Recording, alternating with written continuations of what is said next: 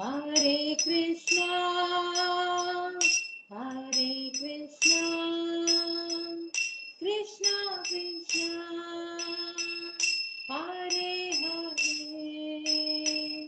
Hare Rama, Hare Rama, Rama Rama, Hare Hare, Hare Krishna, Krishna Krishna, Hare Hare, Hare Rama, Hare Rama, Rama Rama, Hare Hare,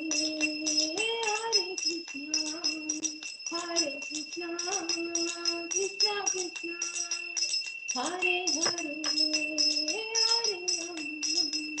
Hare Rama, Rama Rama, Hare Hare.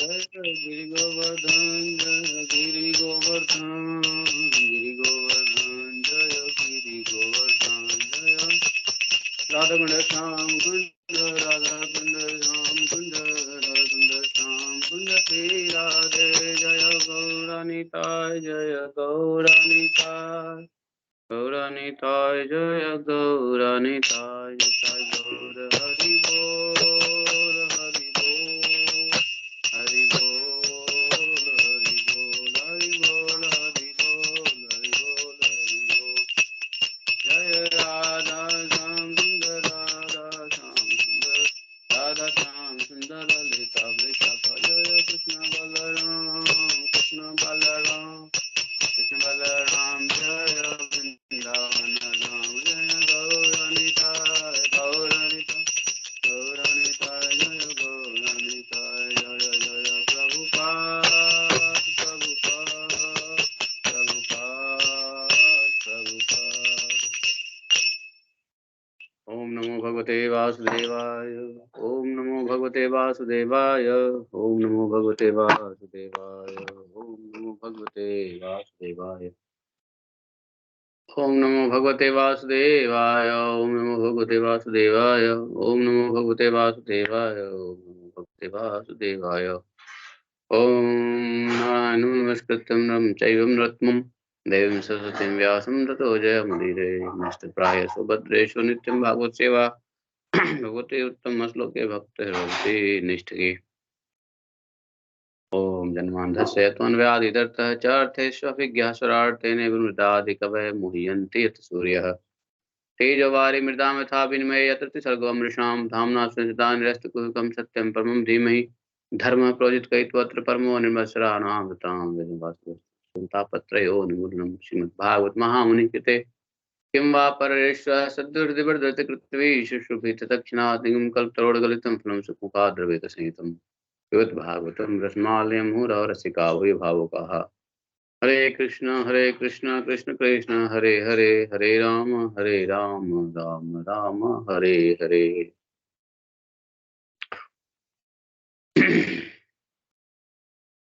हरे कृष्ण। तो आज हम लोग 8वें स्कंद का 10वां अध्याय पढ़ने वाले हैं। श्री शुकवाच देवासुर संग्राम इति दानवदैतेया नाविन्दन् अमृतं नृप मुक्ताः कर्मणि यत्ताश्च वासुदेव पराङ्मुखा साधयित्वामृतं राजन् पायित्वा स्वकांसुरान् पश्यतां सर्वभूतानां ययो गरुडवाहनम् सपत्नानां परामृद्धिं दृष्ट्वा ते दितिनन्दनाः अमृष्यमाणा उत्पेतुः देवान् प्रत्युद्यतायुधाः। ओम अज्ञानतिमिरान्धस्य ज्ञानाञ्जनशलाकया चक्षुरुन्मीलितं तस्मै श्रीगुरुवे नमः। श्रीचैतन्यमनोभीष्टं स्थापितं येन भूतले स्वयं रूपकदा मह्यं ददाति स्वपदान्तिकम् वन्देऽहं श्रीगुरो श्रीपत्कमलं श्रीगुरून् वैष्णवांश रूपं सागरजातं सगरघुनाथान्वितं तं सजीवम् साद्वैतं सावधूतं परिजन सहितं श्री कृष्ण चैतन्य देवम श्री राधा कृष्ण पादां सहगण ललिता श्री विशाखान्वितांश्च हे कृष्ण करुणा सिंधु दीनबंधो जगते गोपेश गोपिका कांतं राधाकांतं नमस्ते सत्कांचन गौरांगी राधे वृंदावनेश्वरी विश्वामित्रे देवी प्रणमामि हरिप्रिये पांचाकल्पतरुभ्यश्च कृपा सिन्धुभ्यश्च पतितानां पावनेभ्यो वैष्णवेभ्यो नमो नमः। जय श्री कृष्ण चैतन्य प्रभु नित्यानंद श्री अद्वैत गदाधर श्रीवासादि गौरवृंद। हरे कृष्ण कृष्ण कृष्ण हरे हरे हरे राम राम राम हरे हरे। सुखदेव जी कहते हैं, परीक्षित जी, यद्यपि दानवों और दैत्यों ने बड़ी सावधानी मंथन की,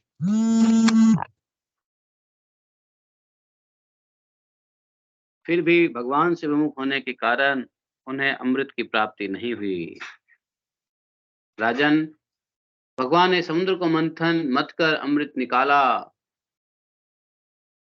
तो दैत्यों को अमृत की प्राप्ति नहीं हुई, क्योंकि भगवान से विमुख होने के कारण। भगवान ने समुद्र को मत कर अमृत निकाला और अपने निज जन देवताओं को पिला दिया। फिर सबके देखते देखते वे गरुड़ पर सवार हुए और वहां से चले गए।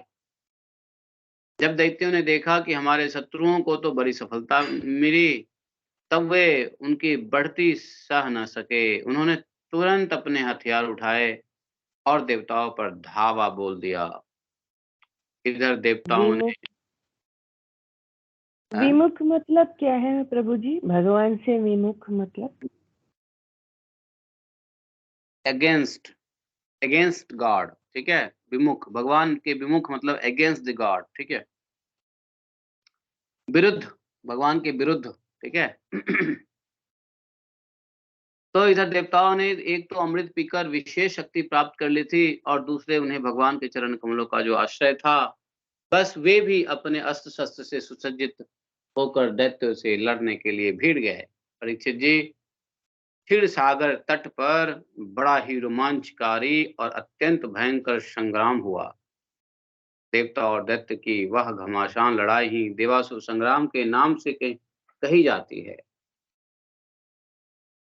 दोनों ही एक दूसरे के प्रबल शत्रु हो रहे थे, दोनों ही क्रोध से भरे हुए हैं।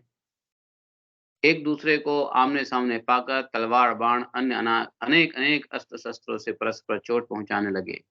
उस समय लड़ाई में शंख, तुरही, मृदंग, नगाड़े, डमरू बड़े जोर शोर से बजने लगे। हाथियों की चिघाड़, घोड़े की हिनहिनाहट, रथों की घबराहट, घरघराहट और पैदल सेना की चिल्लाहट से बड़े कोलाहल मच गया। रणभूमि में रथियों के साथ रथी, पैदल के साथ पैदल, घुड़सवारों के साथ घुड़सवार, हाथी के साथ हाथी वाले भीड़ गए।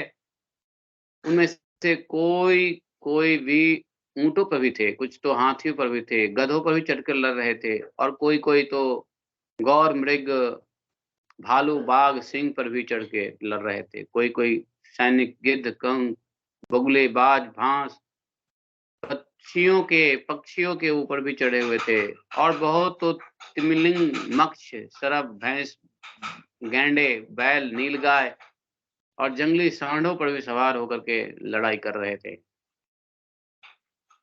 किसी ने सियारिन, चूहे, गिरगिट और खरहों पर भी सवारी कर ली थी। तो बहुत से मनुष्य, बकरे, कृष्णसार, मृग, हंस, सुअरों पर चढ़े थे।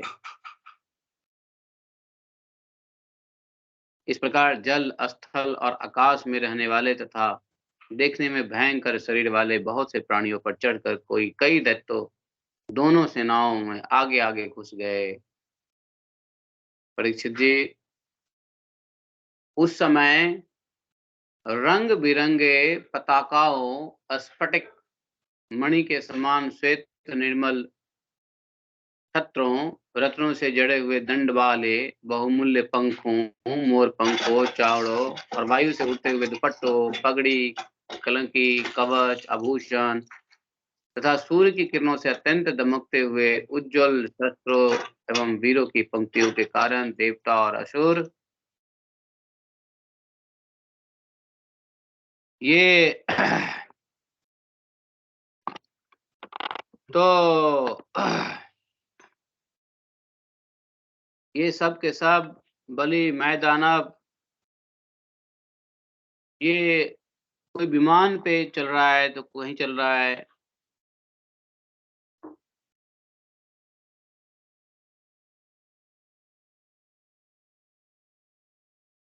और वह विमान पर चलने वाली ऐसी-ऐसी विमानें थी जहाँ पे इच्छाओं से चलते थे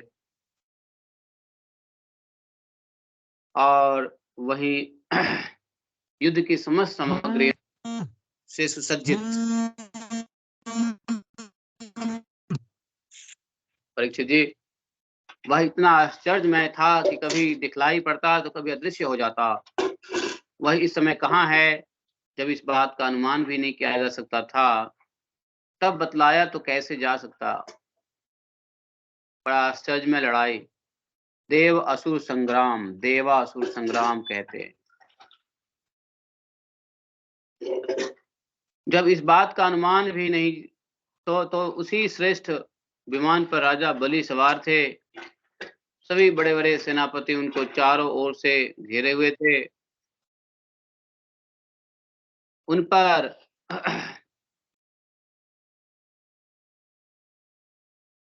श्रेष्ठ चामर डुलाए जा रहे थे और छत्र तना हुआ था। हैं चारों ओर अपने-अपने विमानों पर सैनिक की छोटी-छोटी टुकड़ियों के स्वामी, नमुची, शंबर, वाण, विप्रचित, अयोमुख, दुर्मुधा, कालना, प्रेहित, हेती, इल्लव, कुशकुनी, भूत संताप, ब्रजदंष्ट्र इत्यादि इत्यादि बहुत सारे, अरिष्टनेमी, त्रिपदाधिपति, मैं इत्यादि इत्यादि जो है। तो इस प्रकार से ये ये सब के सब समुद्र मंथन में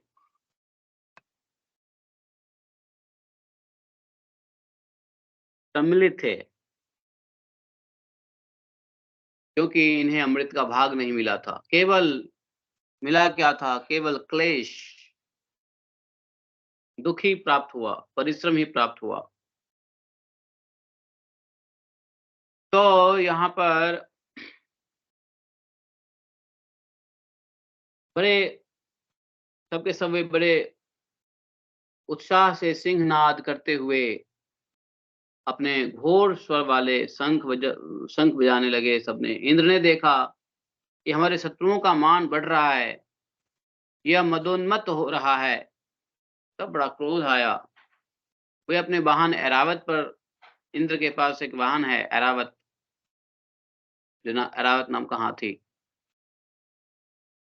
दिग्गज पर सवार हो गया उसके, और उसके कपोलों से मद बह रहा था। इसलिए इंद्र की ऐसी शुभ हुई मानो भगवान सूर्य उदय आंचल पर आरूढ़ हो और उसे अनेक झरने बह रहे हों। इंद्र के चारों ओर अपने-अपने वाहन ध्वजा सबसे सजा हुआ। आस-पास में सब वायु, अग्नि, वरुण आदि सभी लोकपाल साथ में हो लिए। दोनों सेनाएँ आमने-सामने हो गई। दो-दो की जोड़ियाँ बनाकर वे लोग लड़ने लगे। कोई आगे बढ़ रहा था तो कोई नाम ले लेकर ललकार रहा था। कोई-कोई मर्मभेदी वचनों के द्वारा अपने प्रतिद्वंदी को धिक्कार रहा था। भले इंद्र से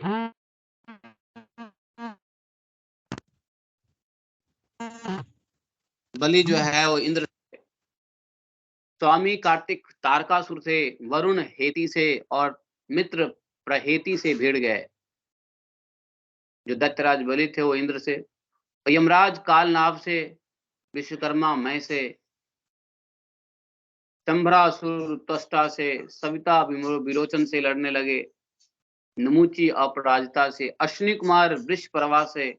सूर्यदेव के साथ कौन लड़ने लगा मालूम है? बलि के बाण आदि 100 पुत्र से युद्ध करने लगे। राहु के साथ चंद्रमा, पुलोमा के साथ वायु का युद्ध हुआ। भद्रकाली देवी निशुंभ और शुंभ पर झपट पड़ी। निशुंभ और शुंभ जो थे ना दैत्य, उस पे भद्रकाली देवी। परीक्षित जी, जम्बासुर से महादेव जी को, महिषासुर से अग्निदेव की, और वातापी और इल्लभ से ब्रह्मा के पुत्र मरीचि आदि से ठन गई लड़ाई। ऐसा हुआ। दुर्मर्ष की कामदेव से, उत्कल की मातृगणों से, शुक्राचार्य की बृहस्पति से, और नरकासुर की शनैश्चर से लड़ाई होने लगी।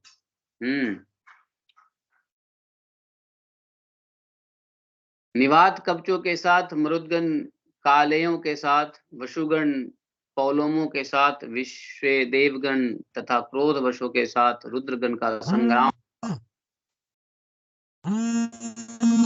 इस प्रकार असुर और देवता रणभूमि में द्वंद्व युद्ध और सामूहिक आक्रमण के द्वारा एक दूसरे से भिड़कर परस्पर विजय की इच्छा से उत्साहपूर्ण तीखे बाण, तलवार से, भाला से इत्यादि शस्त्र अस्त्रों से प्रहार करने लगा। और सामूहिक कुछ लड़ाई है, देवासुर संग्राम, ये पूरे ब्रह्मांड में फेमस संग्राम है, देवासुर संग्राम। देव और असुर के बीच में यह भयंकर संग्राम हुआ। भुषुंडी, चक्र, गदा, रिष्टि, पट्टी, शक्ति, उल्मुख, प्रास, फरसा, तलवार, भाले, मुदगर, परिग और भिंदी पाल से एक दूसरे का सिर काटने लगे। महाभारत का भी लड़ाई कोई लड़ाई नहीं, इतना भयंकर लड़ाई जो है होने लगा। वे तरह तरह प्रकार, अनेक प्रकार से लड़े। उस समय अपने सवारों के साथ हाथी, घोड़े, रथ आदि अनेकों प्रकार के वाहन और पैदल सेना छिन्न भिन्न होने लगी। किसी की भुजा, किसी के जंघा, किसी के गर्दन और किसी के पैर कट गए, तो किसी किसी की ध्वजा, धनुष, कवच और आभूषण के ही टुकड़े टुकड़े हो गए। उनके चरणों की धमक और रथों की पहियों की रगड़ से पृथ्वी खुद गई। उस समय रणभूमि से ऐसी प्रचंड धूल उठी कि उसने दिशा, आकाश, सूर्य को भी ढक दिया। परंतु थोड़े देर में खून की धारा से भूमि आप्लावित हो गई और कहीं धूल का नाम भी नहीं था, इतना खून बहा। उसके बाद लड़ाई का मैदान कटे हुए सिरों से भर गया। किसी के मुकुट कुंडल गिर गए, तो किसी की आंखों से क्रोध की मुद्रा प्रकट हो रही थी। किसी किसी ने अपने दांतों से होठ दबा रखा था। बहुतों के आभूषण, शस्त्र, लंबी भुजाएं कटी हुई गिरी हुई थी। बहुतों की मोटी मोटी जांघें कटी पड़ी थी। इस प्रकार वह रणभूमि बड़ी भीषण दिख रही थी। तब वहां बहुत से धर अपने कटकर गिरे हुए सिरों के नेत्र से देखकर हाथों में हथियार उठा वीरों की ओर दौड़ने और उछलने लगे। राजा बलि ने 10 बार इंद्र पर, 3 उसके वाहन ऐरावत पर, 4 बार ऐरावत के 4 चरण रक्षकों पर और 1 मुख्य महावत पर, इस प्रकार कुल 18 बाण छोड़ दिया। इंद्र ने देखा कि बलि के बाण तो हमें घायल करना ही चाहते हैं। तब उन्होंने बड़े फुर्ती से उतने ही तीखे भल्ल नाम के बाणों से उनके वहां पहुंचने से पहले ही सभी बाणों को काट दिया। और इंद्र की यह प्रशंसनीय फुर्ती देखकर राजा बलि और भी चिढ़ गए। उन्होंने एक बहुत बड़ी शक्ति, जो बड़े भारी लोहे के समान जल रही थी, उठाई, किंतु अभी वह उनके हाथ में ही थी, छूटनी नहीं पाई थी कि इंद्र ने उसे भी काट डाला। इसके बाद बलि ने एक के पीछे एक क्रमशः शूल, प्रास, तोमर और शक्ति उठाई, परंतु वे जो जो शस्त्र हाथ में उठाते, इंद्र उन्हें टुकड़े टुकड़े कर डालते। तो ऐसा ऐश्वर्य और हस्त लाघव से बड़ा चमत्कार पूर्वक लड़ाई इंद्र ने महाराज बलि से किया था। बलि वैसे ही बहुत बलशाली थे। देव जी कहते हैं, परीक्षित, अब इंद्र की फुर्ती से घबराकर पहले तो बलि अंतर्ध्यान हो गया। फिर उन्होंने आसुरी माया की सृष्टि की। तुरंत ही देवताओं की सेना के ऊपर एक पर्वत प्रकट हुआ और उस पर्वत से दावाग्नि से जलते हुए वृक्ष और टांकी जैसे तीखी धार वाले शिखरों के साथ नुकीली नुकीली शिलाएं गिरने लगी। इससे देवताओं की सेना चकनाचूर होने लगे। उसके बाद बड़े सांप, दंतशूक, बिच्छू, अन्य विषैले जीव उछल उछल कर काटने, डंक मारने लगे देवताओं के सेना को। सिंह, बाघ, सुअर देव सेना के बड़े बड़े हाथियों को फाड़ने लगे। परीक्षित जी हाथ में शूल लिए मारो काटो इस प्रकार चिल्लाती हुई सैकड़ों नंग धरंग राक्षसियां और राक्षस भी वहां प्रकट हो गए। कुछ ही क्षण बाद आकाश में बादलों की घनघोर घटाएं मंडराने लगी और उनके आपस में टकराने से बड़ी गहरी और कठोर गर्जना उत्पन्न हुआ। बिजली चमकने लगी, घनघोर घटाएं मंडराने लगा आकाश में। आंधी भी उठ गई, झकझोरने वाले बादल, अंगारों की वर्षा होने लगी। दैत्यराज बलि ने प्रलय की अग्नि के समान बड़ी भयानक आग की सृष्टि की। वह बात में वायु की सहायता से देव सेना को जलाने लगी। थोड़ी ही देर में ऐसा जान पड़ा कि प्रबल आंधी के थपेड़ों से समुद्र में बड़ी बड़ी लहरें और भयानक भंवर उठ रहे हैं और वह अपना मर्यादा छोड़कर चारों ओर से देव सेना को घेरता हुआ आ रहा है। इस प्रकार जब उन भयानक असुरों ने बहुत बड़ी माया की सृष्टि की और स्वयं अपनी माया के प्रभाव से छिपे रहे, न दिखने के कारण उस पर कोई देवता प्रहार भी नहीं कर सकता था। बड़े बड़े मायावी दैत्य हुए हैं। इंद्र और उसके सभी देवताओं ने उनकी माया का प्रतिकार करने के लिए बहुत कुछ सोचा, परंतु कोई उपाय नहीं सूझा। ऐसा माया फैलाया। तब उन्होंने विश्व के जीवनदाता भगवान का ध्यान किया और ध्यान करते ही वे प्रकट हो गए। देवता जब थक गए, पता ही नहीं चला कि ये दैत्य के तो किस प्रकार से म्यूट कर दो, म्यूट म्यूट मोना माता जी म्यूट। तो दैत्य को पता ही नहीं चला। दैत्य जो है ऐसा भयंकर माया बनाया जिससे देवता परेशान। जब कुछ नहीं समझ में आया तो सबने भगवान का ध्यान किया। भगवान वहां पे प्रकट हुए, कमल के समान बड़े नेत्र, पीताम्बर धारण किए हुए, 8 भुजाओं में 8 आयुध, गले में कौस्तुभ मणि, मस्तक पर अमूल्य मुकुट और कानों में कुंडल झलमला रहे थे। देवताओं ने अपने नेत्र से भगवान की इस छवि का दर्शन किया और परम पुरुष परमात्मा के प्रकट होते ही उनके प्रभाव से असुरों की वह कपट भरी माया विलीन हो गई। ठीक वैसे ही जैसे जग जाने पर स्वप्न की वस्तुओं का पता नहीं चलता, ठीक ही है। भगवान की स्मृति समस्त विपत्तियों से मुक्त कर देती है।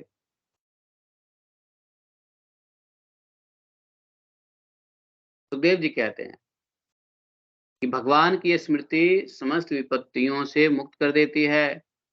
इसके बाद काल नेमी दैत्य ने देखा कि लड़ाई के मैदान में गरुड़ वाहन भगवान आ गए हैं। तब उसने अपने सिंह पर बैठे ही बैठे बड़े वेग से उनके ऊपर एक त्रिशूल चलाया। वह गरुड़ के सिर पर लगने वाला ही था कि खेल खेल में भगवान ने उसे पकड़ लिया और उसी त्रिशूल से उसके चलाने वाले काल नेमी दैत्य तथा उसके वाहन को मार डाला। माली और सुमाली 2 दैत्य बड़े बलवान थे। माली और सुमाली, भगवान ने युद्ध में उसे चक्र से सिर काट डाला। वे निर्जीव होकर गिर पड़े। उसके बाद मल्यवान और अपनी प्रचंड गदा से गरुड़ पर बड़े वेग से प्रहार किया, परंतु गर्जना करते मल्यवान के प्रहार करते करते भगवान ने चक्र से उसके सर को धड़ से अलग कर दिया। मतलब ये हुआ कि देवासुर संग्राम में भी देवता लोग अमृत पान करने और शक्तिशाली होने के बावजूद भी दैत्य से नहीं निपट सके। फिर भगवान को ही आना पड़ा। देखिए, भगवान के भक्त, जो भगवान अपने शरणागत भक्तों की रक्षा किसी भी हद तक जाके करते हैं। इस प्रकार से परम पुरुष भगवान की ही कृपा से यह युद्ध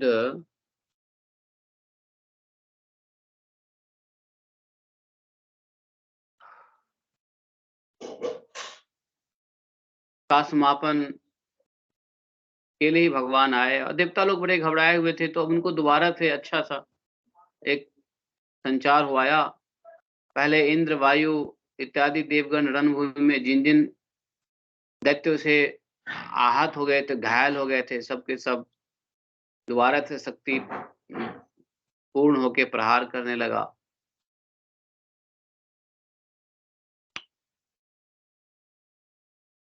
तो सब भगवान की लीला है, देवताओं की भी रक्षा करने में।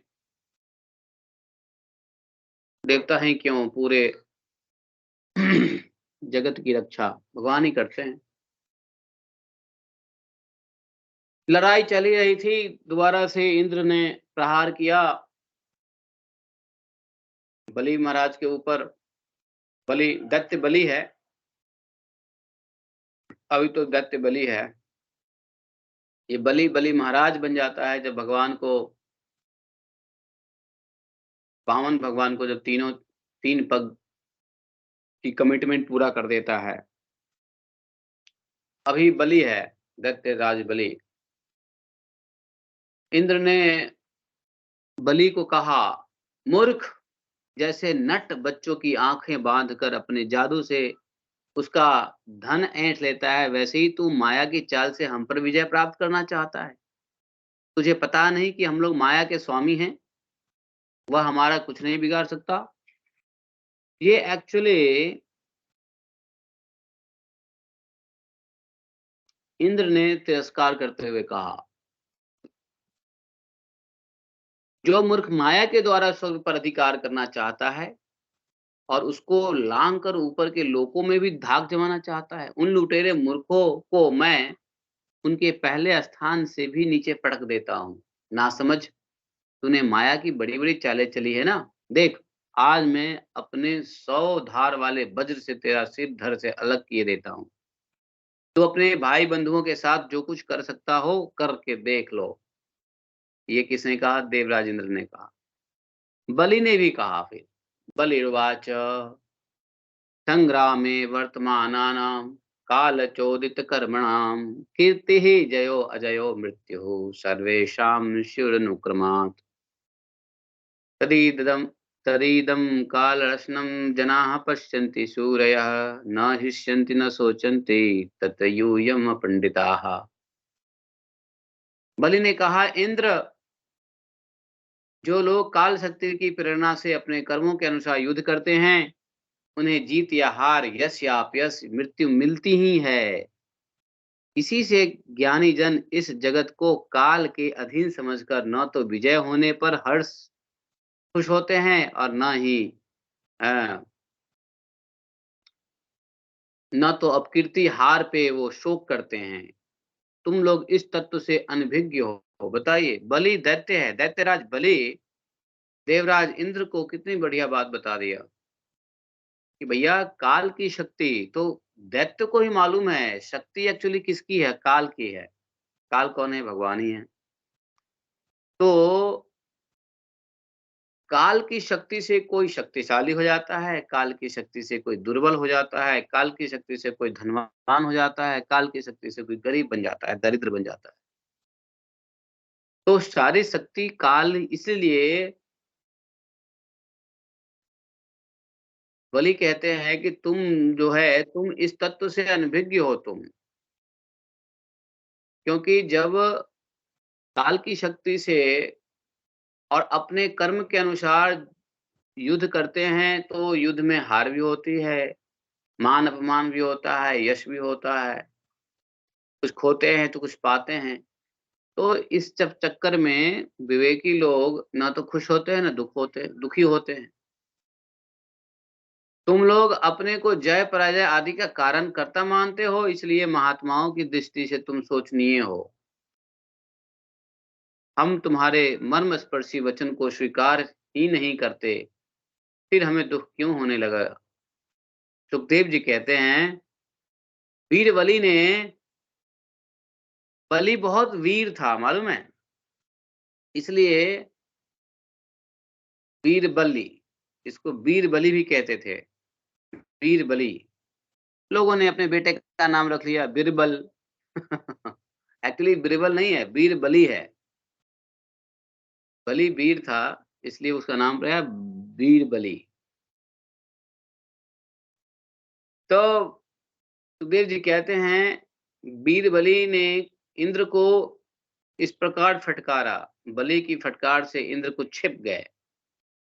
तब तक वीरों का मान मर्दन करने वाले बलि ने अपने धनुषों को कान तक खींच खींच कर बहुत से बाण मारे। सत्यवादी देव शत्रु बलि ने, देखो मालूम है, देवताओं के शत्रु थे बलि, लेकिन थे सत्यवादी। दैत्यराज बलि थे सत्यवादी, जो बोलते थे सत्य बोलते थे, असत्य नहीं बोलते थे। इसलिए सुखदेव जी कहते हैं, बड़े इज्जत से कह रहे हैं, सत्यवादी देव शत्रु बलि ने इस प्रकार इंद्र का अत्यंत तिरस्कार किया। अब तो इंद्र अंकुश से मारे हुए हाथी की तरह और भी चिढ़ गए और बलि का आक्षेप वे सहन न कर सके। शत्रुघाती इंद्र ने बलि पर अपने अमोघ वज्र का प्रहार किया। उसकी चोट से बलि पंख कटे हुए पर्वत के समान अपने विमान के साथ पृथ्वी पर गिर पड़े। बलि का बड़ा हितैषी और घनिष्ठ मित्र था, उसका नाम था जंभासुर।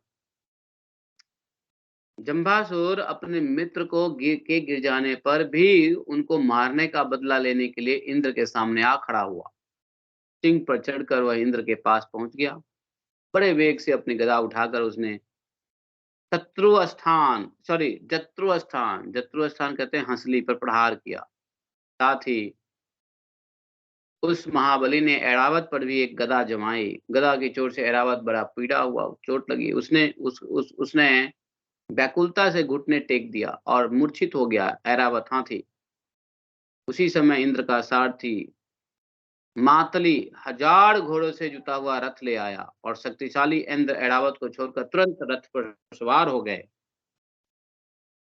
दानव श्रेष्ठ जम्ब ने रणभूमि में मातली के इस काम की बड़ी प्रशंसा की और मुस्कुराकर चमकता हुआ त्रिशूल उसके ऊपर चलाया। मातली ने धैर्य के साथ असहाय पीड़ा को सह लिया। तब इंद्र ने क्रोधित होकर अपने वज्रों से जंभ का सिर काट डाला और देवर्षि नारद से जंभासुर की मृत्यु का समाचार जानकर उनके भाई बंधु नमूची बल और पाक झटपट रणभूमि में आ गए। देवर्षि नारद भी यहाँ कम्युनिकेशन का काम कर रहे हैं। देवर्षि नारद का काम क्या था मालूम है? जब देवासुर संग्राम हो रहा था तो सभी देवता तो लड़ रहे थे। देवर्षि नारद क्या कर रहे थे बताइए, किसी को मालूम है? ये देवासुर संग्राम में सभी देवता लड़ रहे थे, तो नारद जी क्या कर रहे थे? नहीं मालूम। नारद जी क्या कर रहे थे, जैसे कोई दैत्य मरता था ना, तो उसे घर वालों को खबर पहुंचा देते थे, देख वो मर गया जंबासुर, ताकि और दैत्य घर से निकले और मरे। तो हैं?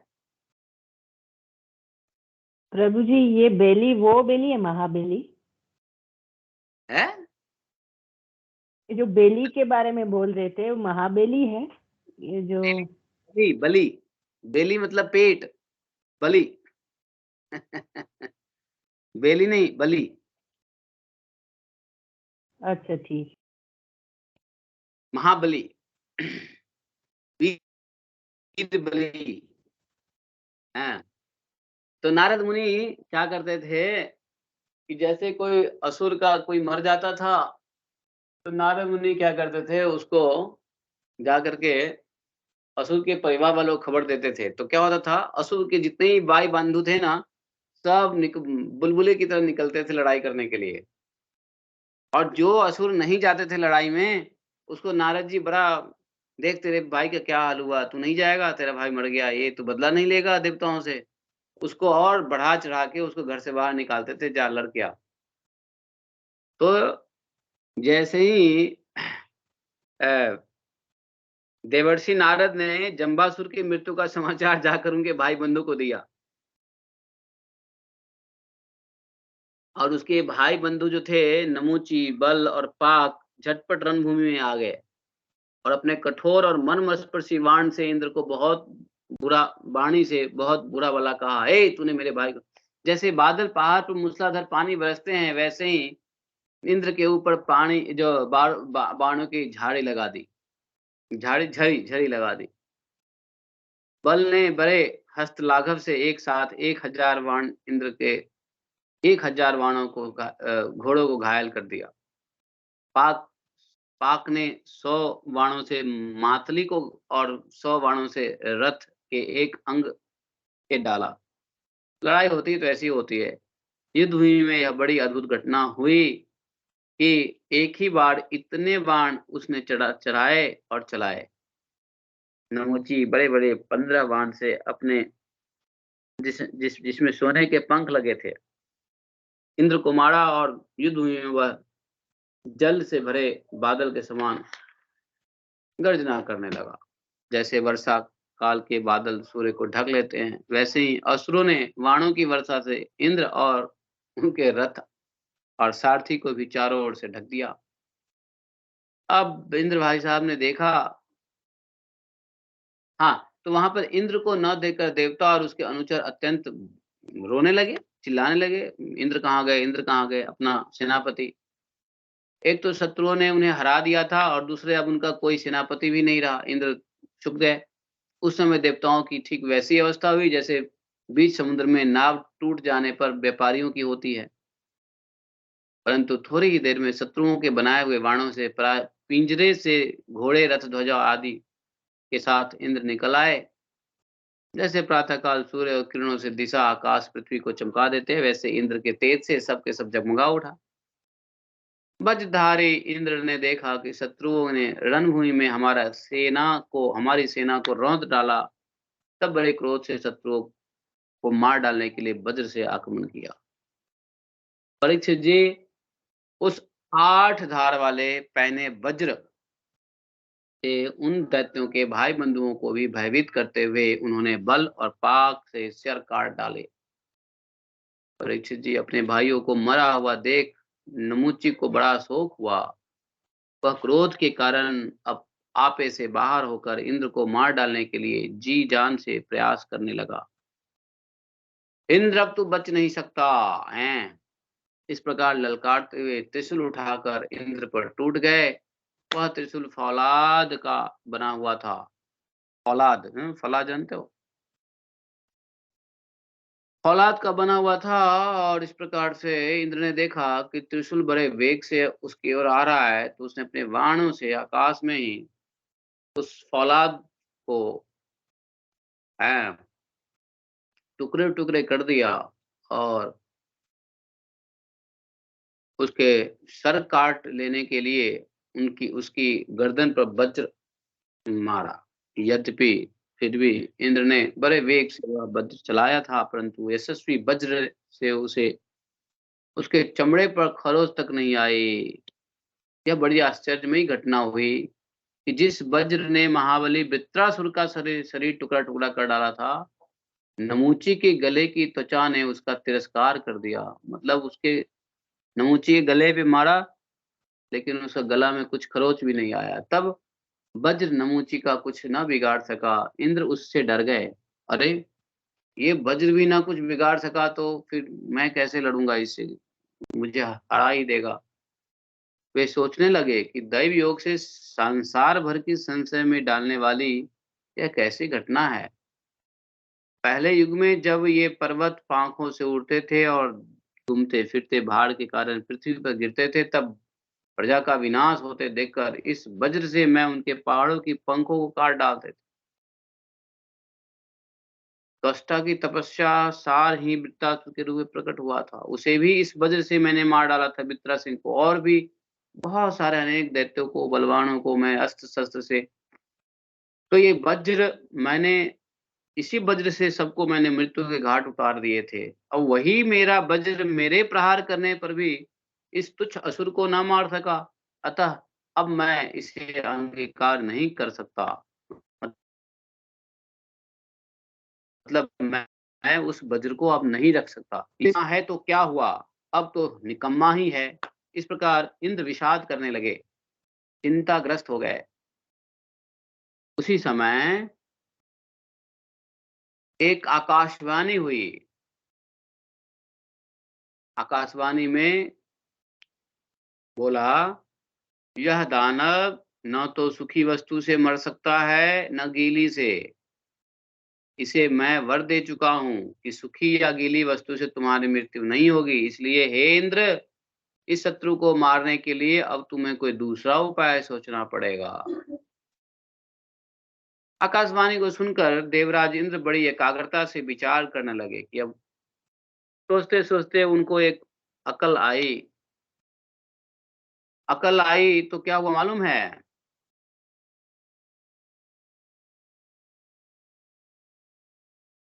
अकल क्या आई देवराज इंद्र को कि समुद्र का फेन तो सूखा भी है और गीला भी है। समुद्र का जो फेन होता है ना, फेन, वो गीला भी होता है, सूखा भी होता है। इसलिए न उसे सूखा सूखे कह सकते हो, न उसको गीले कह सकते हो। तो इंद्र ने न सूखे और न गीले समुद्र के फेन से नमूची का सिर काट डाला। उस समय बड़े बड़े ऋषि मुनि इंद्र पर पुष्पों की वर्षा करके इंद्र की बड़ाई करने लगे, ग्लोरिफिकेशन करने लगे। वाह वाह इंद्र, वाह वाह, क्या अच्छा कार्य किया। गंधर्व शिरोमणि, विश्ववासु, परावासु सब गायन करने लगे। देवता नाचने लगे, दुंदुभियां बजाने लगे। इस प्रकार वरुण, अग्नि, वायु, अन्य देवता भी अपने अस्त्र शस्त्र से विपक्षियों को वैसे मार गिराया जैसे सिंह हरिणों को मार डालता है। परीक्षित जी, इधर ब्रह्मा जी ने देखा कि दानवों का तो सर्वथा नाश हुआ जा रहा है। तब उन्होंने देवर्षि नारद को देवताओं के पास भेजा और नारद जी ने वहां जाकर देवताओं को लड़ने से रोक लिया। नारद जी ने कहा, देवताओं, भवद भी अमृत प्राप्तम नारायण भुजाश्रयैः त्रिया समेधिता सर्व उपारमत विग्रहात्। देवताओं, भगवान की भुजाओं की छत्र छाया में रहकर आप लोगों ने अमृत प्राप्त कर लिया है और लक्ष्मी जी ने भी अपनी कृपा कोर से आपकी अभिवृद्धि की है। इसलिए आप लोग अब लड़ाई बंद कर दीजिए, मत लड़िए। सुखदेव जी कहते हैं, देवताओं ने देवर्षि नारद की बात मानकर अपने क्रोध के वेग को शांत कर लिया और फिर सब के सब अपने स्वर्ग लोक को चले गए। उस समय देवताओं के अनुचर उनके यश की गान करने लगे। इंद्र की युद्ध में बचे हुए दैत्य ने, जो इंद्र में बचे हुए दैत्य थे, देवर्षि नारद की सम्मति से वज्र की चोट से मरे हुए बलि को लेकर अस्ताचल की यात्रा किया और जहां शुक्राचार्य ने अपनी संजीवनी से बलि को जीवन दान दिया था। हाँ प्रभु जी, मैं इसी को पूछ रहे थे कि बेली महाराज है हाँ। जो वामन देव को दान दिया, वो बेली महाराज के बारे में। वही बलि, यस वही बलि। तो उस संग्राम में शुक्राचार्य जी ने क्या किया था, जब वज्र की चोट से बलि को मार ही दिया था, उसको लेकर के अस्ताचल गए जहां शुक्राचार्य ने अपनी संजीवनी विद्या से असुरों को जीवित कर दिया। जिनके गर्दन इत्यादि कटे नहीं थे, बच रहे थे, उनको भी ठीक कर दिया। शुक्राचार्य के स्पर्श करते ही बलि की इंद्रियों में चेतना और मन में शक्ति, स्मरण शक्ति आ गई। बलि यह बात समझते थे कि संसार में जीवन मृत्यु, जय पराजय इत्यादि उलटफेर होते ही रहते हैं। इसलिए पराजित होने पर भी बलि को किसी प्रकार की खेद नहीं था। बलि इतने समझदार दैत्य थे, जय पराजय तो उनको कोई। इस प्रकार से देवासुर संग्राम ब्रह्मा जी के आदेश से नारद जी ने कम्युनिकेट किया और देवासुर संग्राम खत्म हुआ, वरना चलता ही रहता।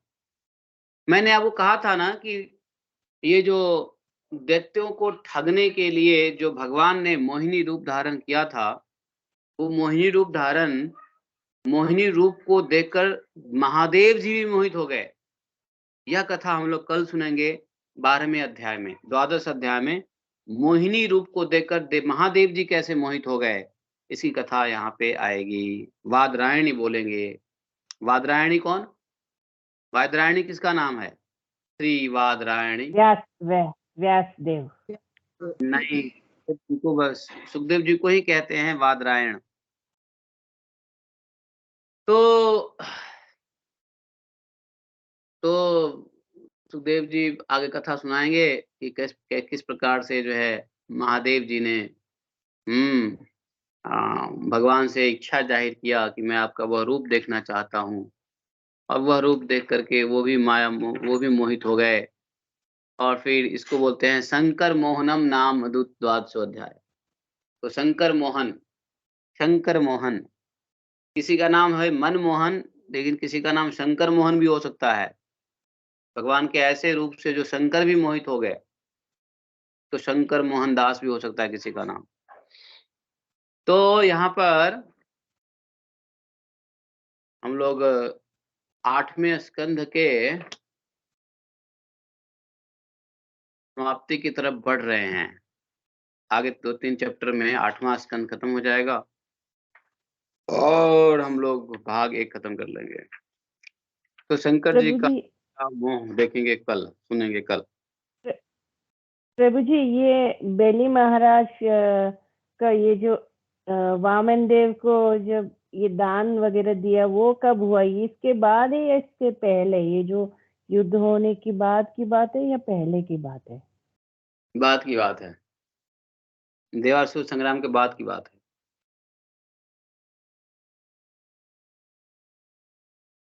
तो यहाँ पर जो है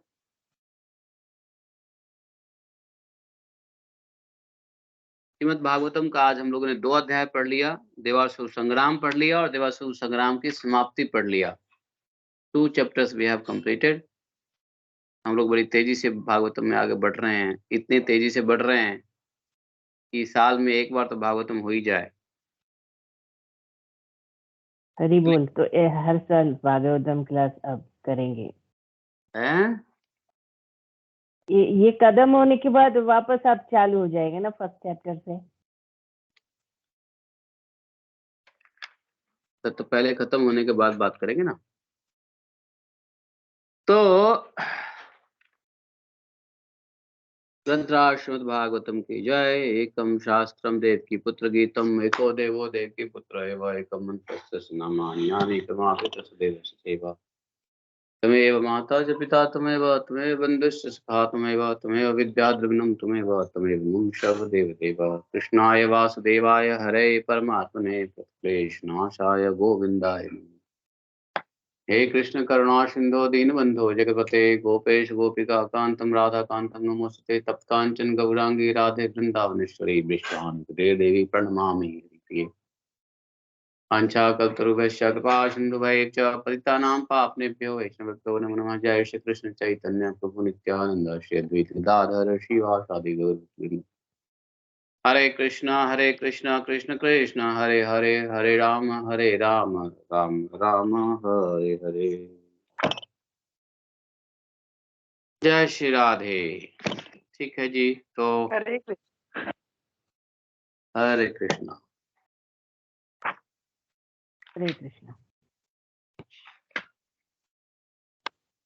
हरे कृष्ण। हरे कृष्ण जी।